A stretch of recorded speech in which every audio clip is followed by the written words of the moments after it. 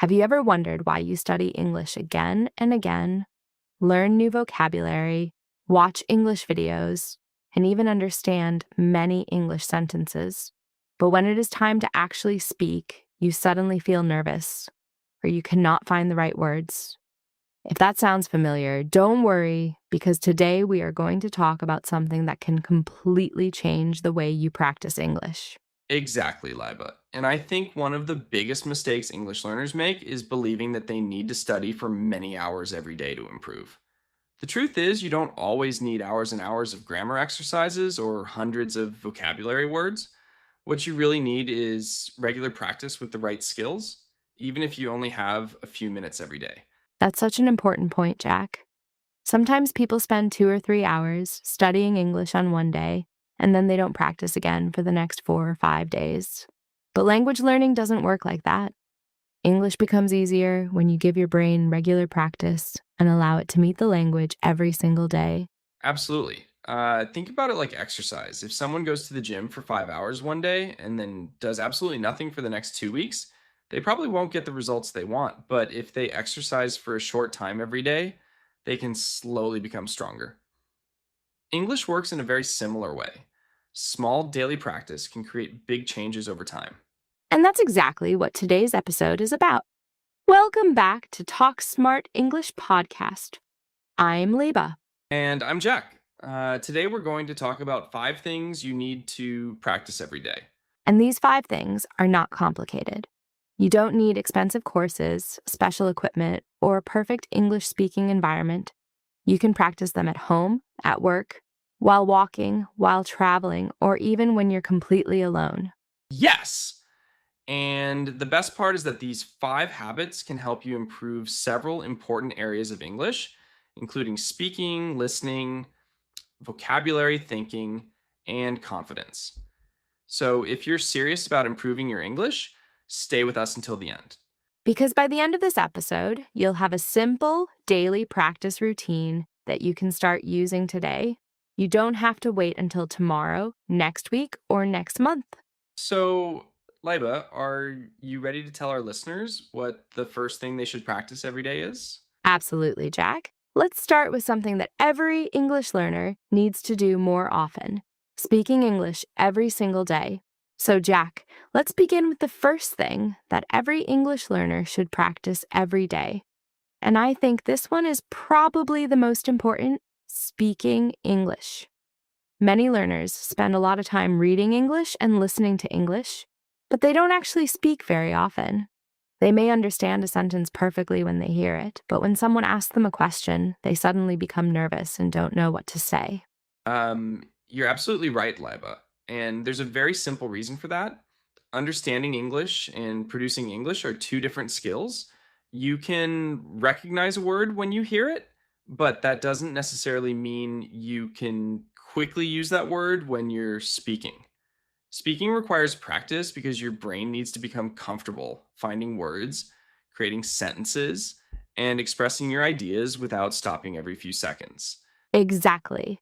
And this is why I always tell English learners, don't wait until your English is perfect before you start speaking. If you wait for perfect grammar, perfect vocabulary, and perfect pronunciation, you might wait forever. Mistakes are not a sign that you're failing. Mistakes are actually part of the process of becoming better. I completely agree. And you don't even need another person to practice speaking. Of course, having a conversation partner is fantastic, but if nobody is available, you can practice by yourself. For example, when you wake up in the morning, you can say, "Good morning. Today I'm going to work. I need to finish an important task. And after work, I want to go home and relax." That's a great example because you're practicing English with your real life. You don't need to invent difficult topics. You can simply describe what you're doing. If you're making breakfast, say, I'm making breakfast. I'm going to have some eggs and tea. If you're getting ready for work, say, I'm getting dressed. I need to leave the house in 20 minutes. And you can take this practice one step further. Don't just describe what you're doing. Talk about your opinions, your plans, your memories, and your feelings. You could say, "I had a busy day yesterday, but I learned something interesting." Or, "I'm excited about the weekend because I want to spend some time with my family." And here's a simple challenge for everyone listening. Today, choose 5 minutes and speak English without stopping. Don't worry about making every sentence perfect. Just keep talking. If you don't know a word, explain it in another way. If you make a grammar mistake, continue speaking instead of stopping every time to correct yourself. That's important because the goal isn't to sound perfect. The goal is to become comfortable speaking English. When you practice every day, your brain slowly becomes faster at creating sentences. Words that once required a lot of thinking begin to come naturally. So remember, everyone, 5 minutes of speaking every day is better than waiting for the perfect opportunity to speak for 1 hour. Exactly. Speak about your day, describe your surroundings, talk about your plans, or simply have a conversation with yourself. The more you speak, the more natural English will feel. And now that we've talked about speaking, let's move to the second thing you should practice every day. Because speaking becomes much easier when you also train your ears to understand English. That's right. The second daily practice is listening to English every day. Now let's move to the second thing you need to practice every day, and that is listening. Jack, I think many English learners don't realize how important listening is. They want to speak fluently, but they don't spend enough time listening to real English. Absolutely, Liba. Listening is like training your ears to understand the language. When you listen to English every day, your brain starts becoming familiar with the sounds, rhythm, pronunciation, and natural way that people connect words together. At first, you might understand only a few sentences, but if you keep listening regularly, things slowly become easier. And one important thing I want our listeners to understand is that you don't have to understand every single word. Sometimes learners become frustrated because they hear an English sentence and miss 2 or 3 words. So they immediately think, my English is terrible. But that's not true. Exactly. Imagine you're listening to someone say, I was going to call you yesterday, but I got really busy at work. Maybe you don't understand every word at first, but you understand the main idea. The person planned to call someone, but became busy. That's already useful listening practice. That's a great example. And you can practice listening in many different ways. You can listen to English podcasts, watch English stories, watch interviews, listen to conversations, or even watch short videos about topics you enjoy. And I would recommend choosing content that is interesting to you. If you love travel, listen to travel videos in English. If you like sports, listen to sports discussions. If you enjoy stories, listen to simple English stories. When the subject is interesting, you're more likely to continue practicing every day. Yes, because English practice shouldn't always feel like homework. You can make it part of your normal routine.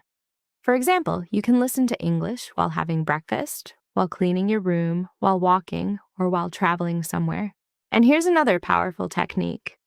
Listen to the same short audio more than once. The first time, just listen for the general meaning. The second time, pay attention to words and phrases. The third time, try to repeat some of the sentences you hear. I really like that method because repeating the same audio gives your brain a chance to notice things that you missed the first time. You might hear a sentence once and understand almost nothing, but after listening again, you suddenly recognize several words. Exactly. And if you want to make listening even more powerful, try shadowing.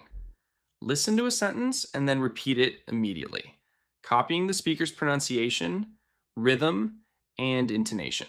For example, if you hear someone say, I'm looking forward to seeing you, pause for a moment and repeat, I'm looking forward to seeing you.